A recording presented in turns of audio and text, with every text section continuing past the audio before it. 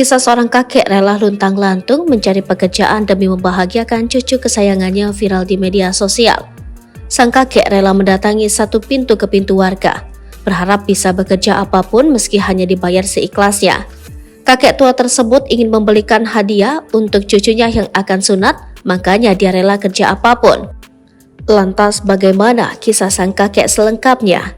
Aksi kakek yang berusaha mencari pekerjaan untuk beli hadiah buat sang cucu ini diketahui terjadi di Pasuruan, Jawa Timur. Momen saat kakek tersebut mencari pekerjaan dibagikan oleh seorang warga melalui akun TikToknya bernama Aja Maharani _. Dalam video tersebut, pemilik akun menceritakan tentang seorang kakek yang mendatangi rumahnya. Diketahui kakek tersebut bernama Nur Hadi. Ia datang ke rumah pemilik akun dengan tujuan untuk mencari pekerjaan. Kakek tersebut dengan semangat menawarkan jasanya untuk merapikan halaman rumah dan ia bersedia menerima bayaran berapapun. Meski sinar matahari sedang sangat terik akhir-akhir ini, sang kakek sangat tekun dalam mencari pekerjaan. Setelah menyelesaikan pekerjaan membersihkan rumput, perekam video tersebut memberi izin kepada kakek tersebut untuk beristirahat di teras rumahnya.